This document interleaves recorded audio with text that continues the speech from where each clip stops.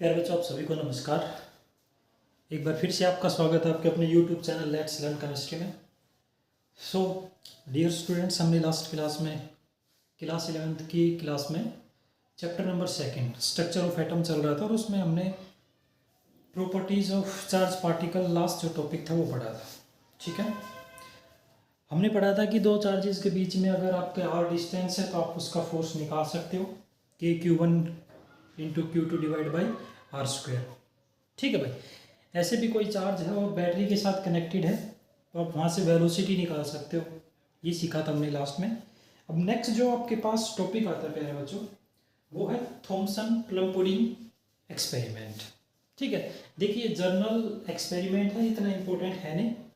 सबको पता है कि जो थॉमसन उन्होंने क्या किया था, या उन्होंने इसके बारे में जो बताया था वो ये था कि जो वाटर मेलन है, या प्लम पुडिंग भी ले सकते हो या वाटर मेलन भी ले सकते हो, कि जो वाटर मेलन है वो कम्प्लीटली यानी कि as work as a atom.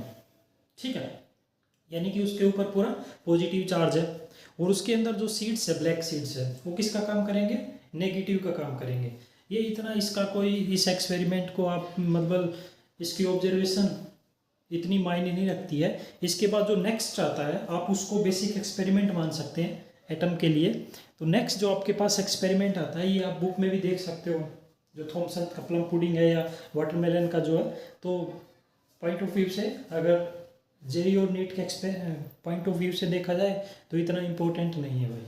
ठीक है, तो सिर्फ ये तो कॉमन से आपको पता होगा कि वाटरमेलन है उसको पूरा पॉजिटिव चार्ज माना था थॉमसन ने, और उसके अंदर जो आपके पास ब्लैक सीड्स है वो उन्होंने क्या बताया था कि ये नेगेटिव चार्ज है, यानी कि ये वर्क एज ए इलेक्ट्रॉन्स।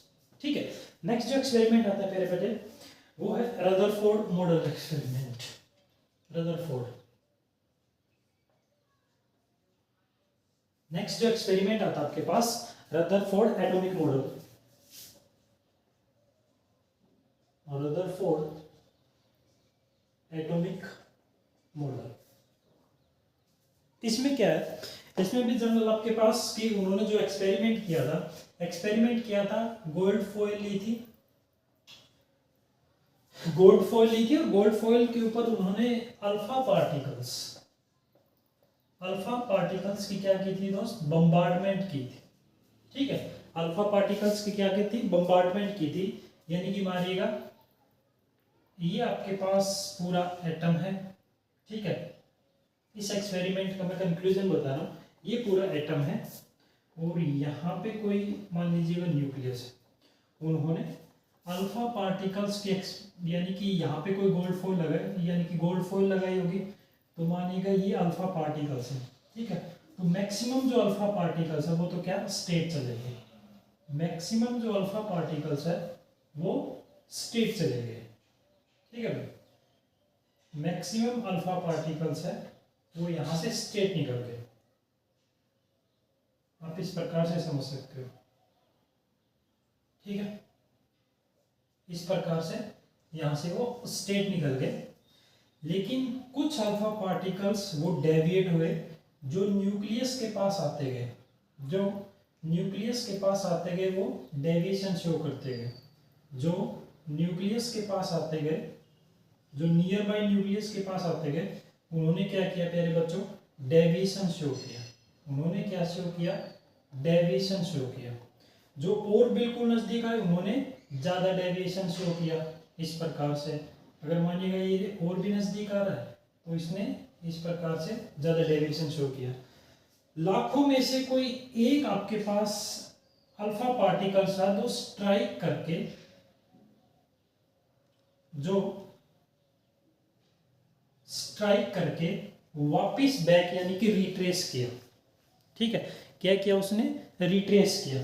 यानी कि इसका इस एक्सपेरिमेंट का निष्कर्ष क्या है कि आपके पास यहाँ इसके ऊपर कोई ना कोई पॉजिटिव चार्ज होगा, पॉजिटिव चार्ज की वजह से ये क्या हो रहा है, रिपेल हो रहा है। पॉजिटिव चार्ज की वजह से क्या हो रहा है, रिपेल हो रहा है। अगर नेगेटिव चार्ज होता तो ये यही रह जाता, और जो एक बिल्कुल मिडल में टिकला, इसके मिडल में गया और ये वापस क्या हुआ, रिट्रैक्ट किया। यानी कि यहाँ पे कोई ना कोई चीज ऐसी है जो पॉजिटिव चार्ज की थी।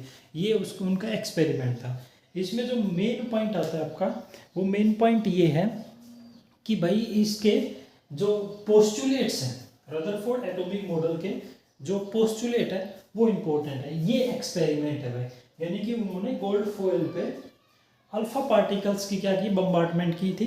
बम्बार्टमेंट में उन्होंने ये डिस्क्लोज किया कि जो मैक्सिमम पार्टिकल्स है, जहाँ पे खाली स्पेस था, वो क्या हो गया, डायरेक्ट निकल गया इसमें से। ठीक है, कुछ जो रेस थे, अल्फा पार्टिकल्स थे, वो डेविएशन शो किए। और डेविएशन कौन सा शो किया है, डेविएशन भी वो शो किया है जो न्यूक्लियस के नियर बाई आए। न्यूक्लियस यानी कि रहा होगा पॉजिटिव चार्ज, क्योंकि अल्फा पार्टिकल कैसे, आप ये मानेगा हीलियम प्लस का है। ठीक है, तो यानी कि जब इसके पास नेगेटिव आए होंगे, तो सॉरी पॉजिटिव चार्ज आएंगे, तभी तो ये क्या किया, डेविएशन रिपेल किया होगा चार्ज के। जो बिल्कुल नजदीक है वो ज्यादा डेविएशन शो करेगा, इस प्रकार से। और जो लाखों में से कोई एक आपके पास अल्फा पार्टिकल था जिसने अपना रास्ता रीटेक किया, यानी कि वापस वो उसी रास्ते से जहाँ से गया था वापस उसी रास्ते से आ गया। इसके जो मोस्ट इंपॉर्टेंट है वो पोस्टुलेट है भाई, यानी कि उन्होंने इसके बारे में जो भी मेन चीजें थी आपके,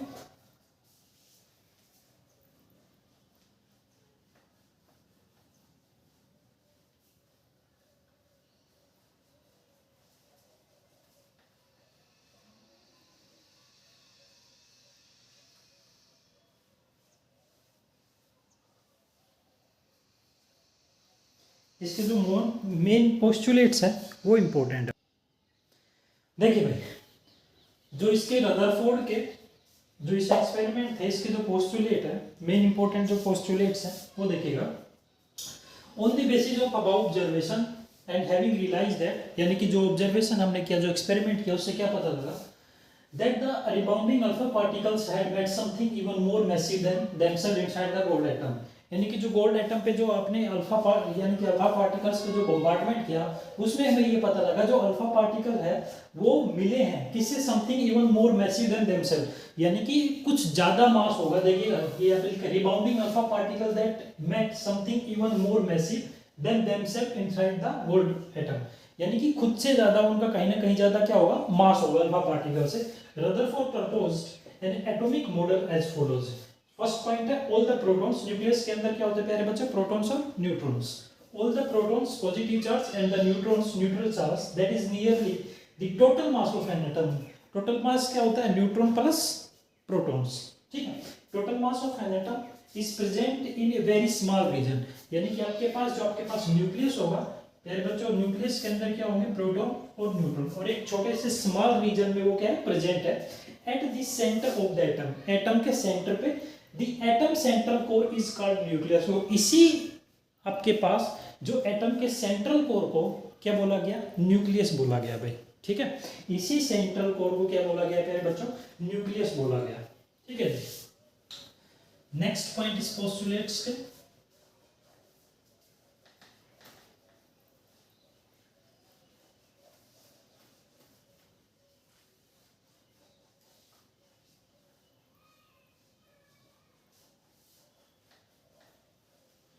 देखिए नेक्स्ट पॉइंट देखिएगा भाई,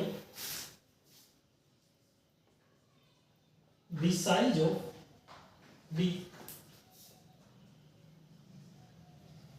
साइज ऑफ न्यूक्लियस की साइज की बात कर रहा है। The size of nucleus is very small, यानी कि जो न्यूक्लियस का साइज है प्यारे बच्चों वो क्या है, बहुत स्मॉल है। ठीक है, the size of nucleus is very small in comparison to in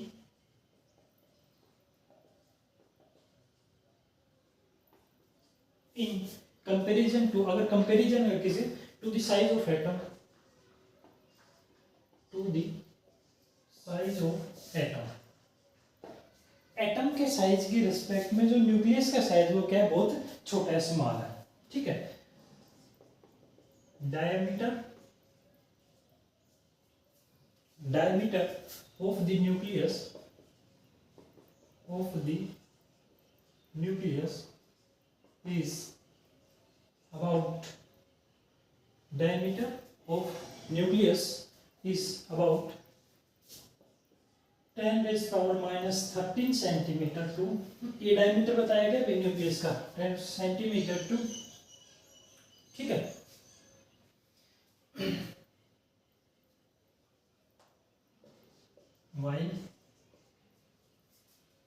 while the atom has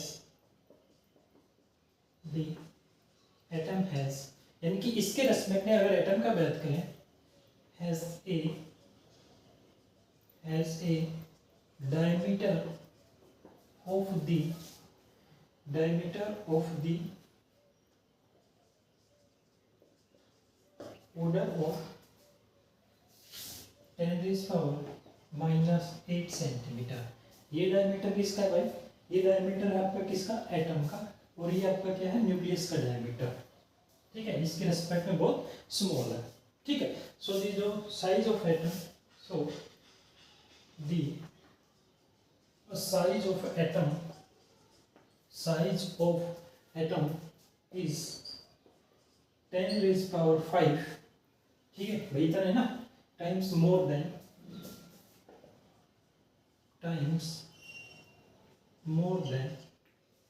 atom की साइज 10⁵ टाइम्स क्या होगी? ज्यादा होगी किसके रेस्पेक्ट में? न्यूक्लियस के रेस्पेक्ट में, देन दैट ऑफ न्यूक्लियस। ये ध्यान रखना भाई कि जो न्यूक्लियस का डायमीटर वो 10⁻⁻13 सेंटीमीटर है, एटम का डायमीटर वो क्या 10⁻⁻8 सेंटीमीटर है। तो जो आपके पास एटम का जो डायमीटर है वो कितना बड़ा है? 10⁵ किसके रेस्पेक्ट में? न्यूक्लियस के रेस्पेक्ट में। नेक्स्ट पॉइंट है, जो ज्यादातर हिस्सा था न्यूक्लियस का, प्यारे बच्चों, क्या था? एम्प्टी था। मोस्ट ऑफ द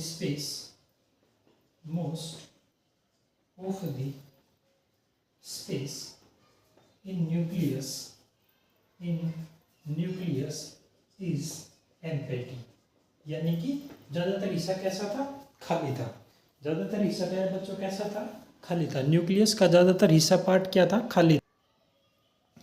देखिए प्यारे बच्चों, नेक्स्ट जो पॉइंट है, फोर्थ पॉइंट, पोस्टुलेट्स का जो फोर्थ पॉइंट है कि the electrons equal in number two the net nuclear positive charge, यानी कि जितना आपके पास न्यूक्लियस के ऊपर पॉजिटिव चार्ज है उतने इक्वल नंबर में आपके पास क्या है? Electrons revolve around the nucleus with fast speed, यानी कि न्यूक्लियस के चारों तरफ क्या राउंड कर रहे हैं? इन सर्कुलर ऑर्बिट में। ठीक है, ये फोर्थ पॉइंट। नेक्स्ट पॉइंट है द सेंट्रीफ्यूगल फोर्स। अब यहाँ पे एक चीज आती है बेटा, सेंट्रीफ्यूगल फोर्स किसको बोलते हैं? सेंट्रीफ्यूगल फोर्स उसको बोलते हैं कि आप कोई भी एक रोप लीजिएगा, ठीक है, उसको स्टोन को टाइट बांध के और उसको सर्कुलर रिवॉल्व कीजिएगा, ठीक है, और जो उस पर फोर्स लग रहा है, जैसे आप इस प्रकार से, ये मानिए कि इस प्रकार से रोप और आप उसको क्या कर रहे हैं? रिमूव कर रहे हैं, यानी कि स्टोन को बांध के जो फोर्स लग रहा है उस पर, वो क्या है?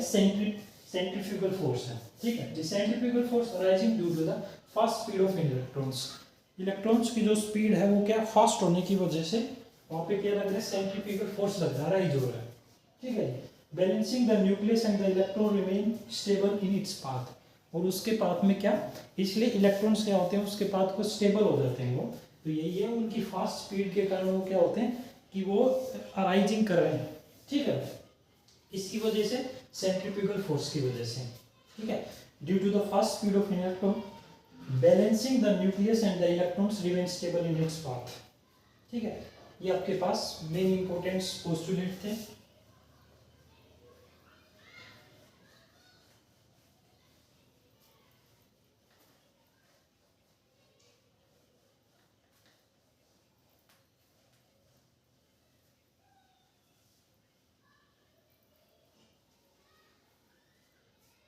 यहाँ से अगर आपके पास कोई मेन इंपॉर्टेंट अगर न्यूमेरिकल पूछता है तो वो न्यूमेरिकल कुछ इस प्रकार से कि न्यूमेरिकल कैलकुलेट द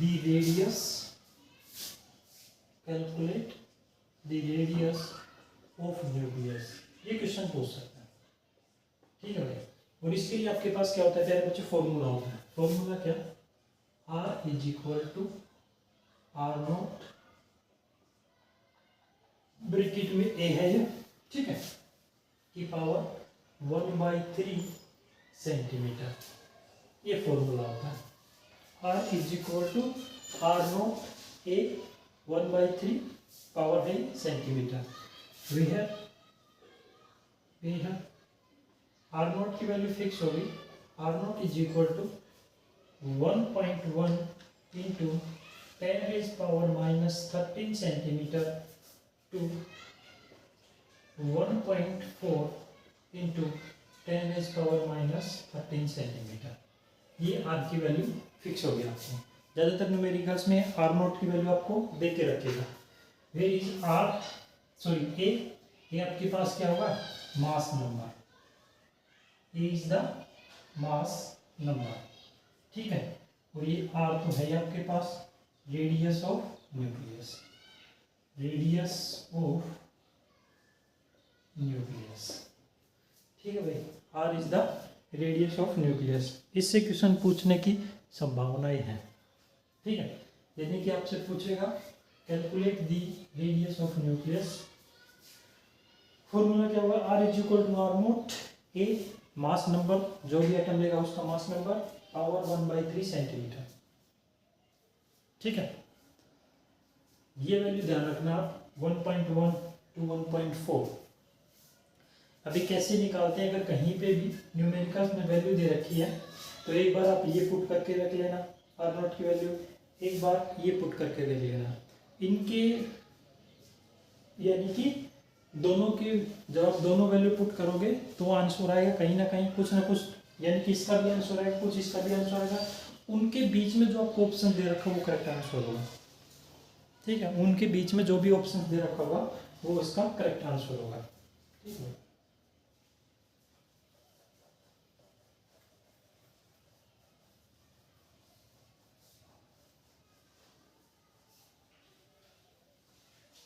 नेक्स्ट आपके पास electromagnetic wave radiation.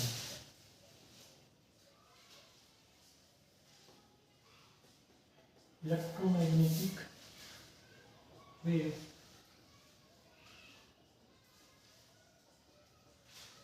Radiations,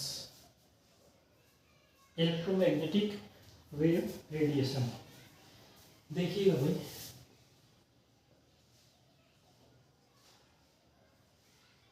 the oscillating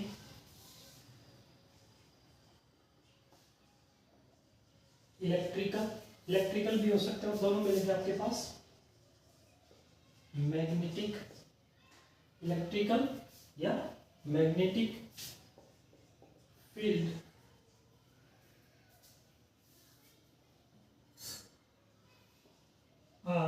इसी को बोलेंगे भाई are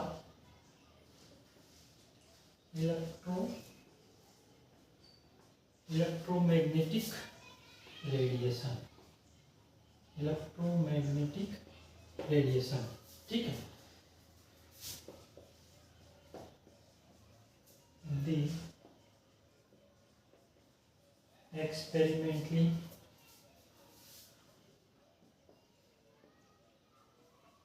the direction of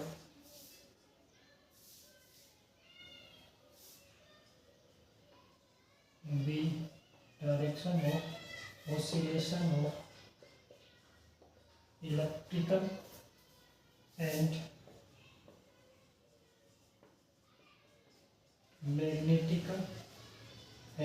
magnetic field. आपके पास इलेक्ट्रिक फील्ड और मैग्नेटिक जो आपके पास फील्ड है आर परपेंडिकुलर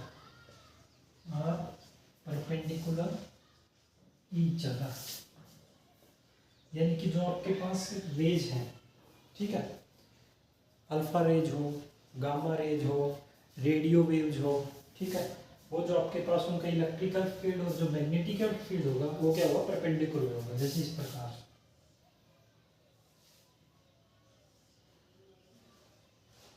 ठीक है ना। ये आपके पास क्या है, इलेक्ट्रिकल फील्ड है, ये क्या है, इलेक्ट्रिकल फील्ड, और ये आपके पास क्या है, मैग्नेटिकल फील्ड है, ठीक है जी। दिस इज द मैग्नेट, एक दूसरे के क्या होंगे, परपेंडिकुलर। नेक्स्ट आता है भाई आपके पास क्या, वेवलेंथ। वेवलेंथ किसको बोलेंगे, द डिस्टेंस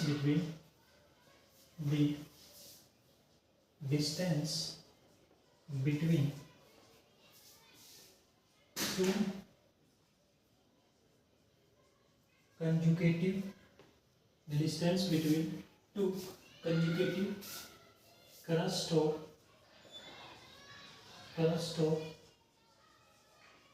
ट्रफ, दो कंसेक्यूटिव क्रस्ट और ट्रफ के बीच की डिस्टेंस को क्या बोलेंगे? वेवलेंथ। जैसे इस प्रकार से ये आपके पास कोई रेडिएशन है, ठीक है जी, ये कोई रेडिएशन है, इसमें यहां से डिस्टेंस और यहां से डिस्टेंस है, दिस इज द क्रस्ट, ठीक है। ये डिस्टेंस और ये डिस्टेंस, ये ट्रफ, ये आपके पास क्या है? ट्रफ, ठीक है।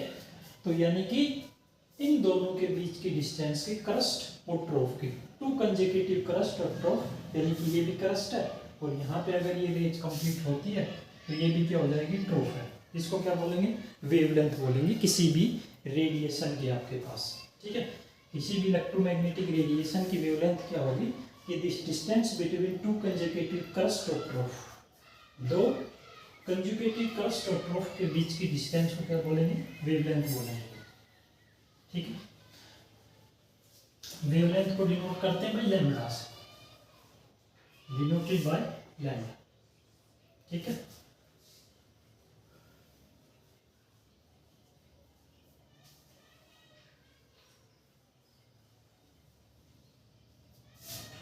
इसके बाद नेक्स्ट जो आता है, नेक्स्ट आती frequency, next is the frequency.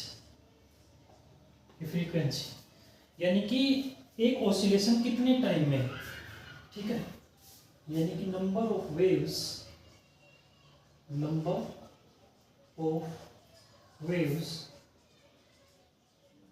Passing, number of waves passing a point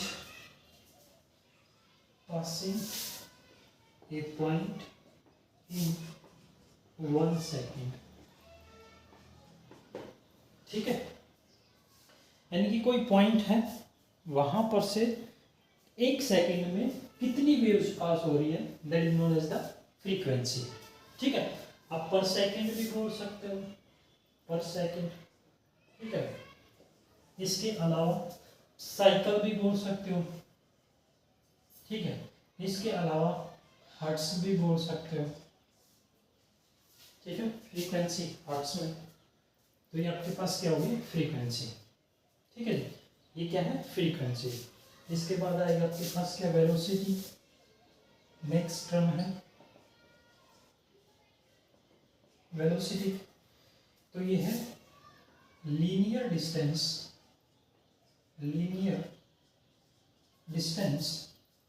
travelled by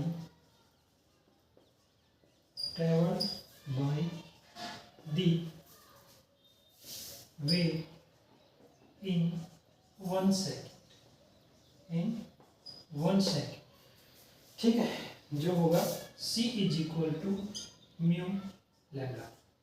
c is equal to mu is the frequency, ये म्यू है भाई, this is the frequency mu lambda, where c is equal to speed of light, c is the speed of light.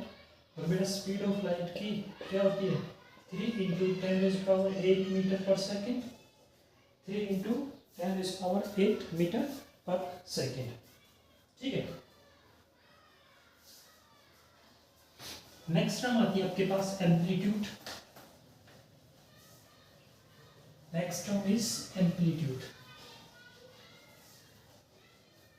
Next term is amplitude.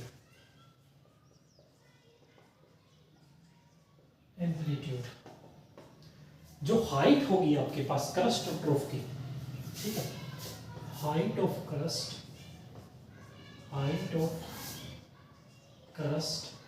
And depth of trough known as amplitude. उसी को क्या बोलेंगे? Amplitude बोलेंगे, that is known as the amplitude, ठीक है। Next term आती है wave number. Next term is the wave number, ठीक है। ये होगा आपके पास नंबर ऑफ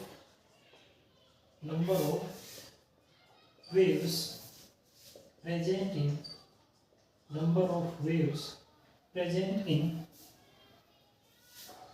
1 मीटर लेंथ, यानी कि 1 मीटर लेंथ में कितनी नंबर ऑफ वेव्स प्रेजेंट है। ठीक है,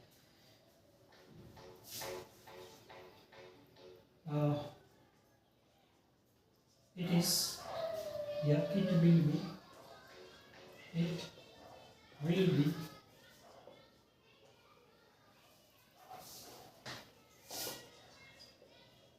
equal to reciprocal of the wavelength।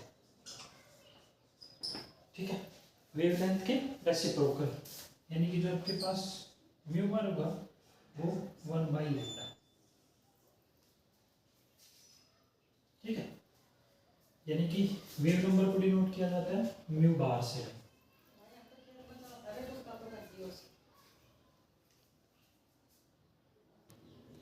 देखिए भाई, जो नेक्स्ट टॉपिक हमारे पास द इलेक्ट्रोमैग्नेटिक स्पेक्ट्रम है, ये इंपॉर्टेंट है, आपको ये याद रखना पड़ेगा। ठीक है, this is the electromagnetic spectrum. अब देखिएगा, मैंने यहां से स्टार्ट किया, gamma rays, X rays, ultraviolet, visible, infrared, micro और रेडियो। ठीक है, gamma, X rays, ultraviolet, visible, infrared, microwaves, radio waves. ठीक है, अब सबसे पहले अगर वेवलेंथ की बात करूं, क्या वेवलेंथ की, तो सबसे ज्यादा वेवलेंथ, ये इंक्रीजिंग ऑर्डर है भाई वेवलेंथ का, यानी कि सबसे कम इसकी, फिर इससे ज्यादा, फिर इससे ज्यादा, फिर ये, फिर ये, फिर ये। सबसे ज्यादा अगर वेवलेंथ की बात करूं तो रेडियो वेव्स की सबसे ज्यादा वेवलेंथ होती है, और सबसे कम अगर वेवलेंथ की बात करूं तो गामा रेज की। ठीक है, किसकी? गामा रेज की। ऐसे ही, क्योंकि हमें पता है जो वेवलेंथ है वो क्या होता है, इनवर्सली प्रोपोर्शनल होता है किसके फ्रीक्वेंसी के इनवर्सली प्रोपोर्शनल। अभी पढ़ा ना, म्यू इज इक्वल टू 1/λ, ये पढ़ा है। तो यानी कि अगर फ्रीक्वेंसी की बात करूं तो ऑर्डर क्या हो जाएगा, रिवर्सिबल, यानी कि फ्रीक्वेंसी, सबसे ज्यादा फ्रीक्वेंसी किसकी होगी, गामा रेज की, सबसे कम फ्रीक्वेंसी रेडियो वेव्स की, सबसे ज्यादा फ्रीक्वेंसी गामा रेज की, सबसे कम फ्रीक्वेंसी रेडियो वेव्स की। वेवलेंथ सबसे ज्यादा किसकी होगी, रेडियो वेव्स की, वेवलेंथ सबसे कम गामा रेज की, वेवलेंथ सबसे ज्यादा radio waves, wavelength gamma rays. अब देखिए विजिबल लाइट में जो हमें दिखाई देती है, विजिबल लाइट में क्या आता है, विप्योर, जो हमारे कलर आते हैं विप्योर, यानी कि वॉयलेट, इंडिको, ब्लू, ग्रीन, येलो, ऑरेंज और रेड। ठीक है, इनकी भी अगर वेवलेंथ की बात करूं, इनकी भी अगर प्यारे बच्चों वेवलेंथ की बात करूं, वेवलेंथ यानी कि जो आसानी से दूर तक वेवलेंथ, अभी जो हमने डेफिनेशन पढ़ी है वेवलेंथ की, ताकि आसानी से हमें यानी कि उसकी वेवलेंथ दूर तक दिखाई दे जाए। ठीक है, तो यानी कि सबसे ज्यादा वेवलेंथ किसकी है, इसकी सबसे ज्यादा वेवलेंथ है मेरे भाई, इसकी सबसे कम वेवलेंथ है, सबसे ज्यादा रेड की। फ्रीक्वेंसी की बात करो, तो मेरे भाई फ्रीक्वेंसी सबसे ज्यादा किसकी फ्रीक्वेंसी है, वॉयलेट की, और सबसे कम फ्रीक्वेंसी है रेड की फ्रीक्वेंसी। ठीक है भाई, तो यानी कि ये इलेक्ट्रोमैग्नेटिक स्पेक्ट्रम है, ये आपको याद कर लेना है। इलेक्ट्रोमैग्नेटिक स्पेक्ट्रम है, ये आपको याद कर लेना, आप लिख के देख लेना इसको भाई। ठीक है, ये इलेक्ट्रोमैग्नेटिक स्पेक्ट्रम है, यानी कि आप याद रखेंगे, अगर वेवलेंथ की बात करेंगे तो गामा, वेवलेंथ की बात करेंगे तो गामा, वेवलेंथ की बात करेंगे तो गामा सबसे कम, रेडियो सबसे कम, और ज्यादा ही पूछता है कि सबसे कम आपके पास जो वेवलेंथ है वो किसकी होगी, तो गामा रेंज की वेवलेंथ बेटा सबसे कम होगी, सबसे ज्यादा वेवलेंथ किसकी होगी, रेडियो वेव्स की। फिर वो क्वेश्चन पूछ सकते हैं कि फ्रीक्वेंसी की बात करें तो फ्रीक्वेंसी, सबसे ज्यादा फ्रीक्वेंसी किसकी होगी, रेडियो वेव्स की, सबसे कम फ्रीक्वेंसी, सॉरी, सबसे ज्यादा फ्रीक्वेंसी किसकी होगी, गामा, सबसे कम रेडियो वेव्स की। ठीक है, ऐसे यहाँ पे विजिबल कलर में अगर मैं आपकी वेवलेंथ की बात करूं तो सबसे ज्यादा वेवलेंथ प्यारे बच्चों ये इंक्रीजिंग ऑर्डर है भाई, ये इंक्रीजिंग ऑर्डर, और ये कैसा है, डिक्रीजिंग ऑर्डर है। ठीक है, ये क्या है प्यारे बच्चों, इंक्रीजिंग ऑर्डर, और ये क्या है, डिक्रीजिंग ऑर्डर है। तो यानी कि इस प्रकार से जो हमारे पास इलेक्ट्रोमैग्नेटिक स्पेक्ट्रम है, ठीक है, इसके अलावा कुछ कन्वर्जन आप याद रखना, जो सिंपल कन्वर्जन है, जो सिंपल से कन्वर्जन है, मैं यही लिख देता हूं, यानी कि जब न्यूमेरिकल्स करोगे तब काम आएंगे, कि प्यारे बच्चों 1 एंगस्ट्रॉम, ये क्या है, एंगस्ट्रॉम है, 1 एंगस्ट्रॉम अगर मीटर में कन्वर्ट किया जाए तो 10⁻⁻10 मीटर।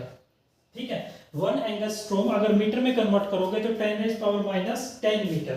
ठीक है, नेक्स्ट जो आपके पास 1 नैनोमीटर, 1 नैनोमीटर को अगर मीटर में कन्वर्ट कर दो प्यारे बच्चों 10⁻⁹ मीटर। ठीक है, 1 नैनोमीटर कितने मीटर? 10⁻⁹ मीटर। ठीक है भाई, और 1 नैनोमीटर को अगर आप एंगस्ट्रॉम में करते हो, 1 नैनोमीटर को एंगस्ट्रॉम में करते हो तो आपके पास 10 एंगस्ट्रॉम हो जाएगा। कितना हो जाएगा प्यारे बच्चों? 10 एंगस्ट्रॉम हो जाएगा। ठीक है, आगे अगर 1 एंगस्ट्रॉम को अगर मैं कन्वर्ट करूं सेंटीमीटर में तो 10⁻⁸ सेंटीमीटर। 1 एंगस्ट्रॉम सेंटीमीटर में कितना? 10⁻⁸ सेंटीमीटर। 10⁻⁸ सेंटीमीटर। और अगर 1 नैनोमीटर को अगर सेंटीमीटर में कन्वर्ट कर दो प्यारे बच्चों 10⁻⁷ सेंटीमीटर। 10⁻⁷ ये कन्वर्जन आप याद रख लेना, ये मोस्ट इंपॉर्टेंट कन्वर्जन है, न्यूमेरिकल में आपके क्या होंगे प्यारे बच्चों? हेल्पफुल होंगे। ठीक है भाई, क्या होंगे? हेल्पफुल होंगे।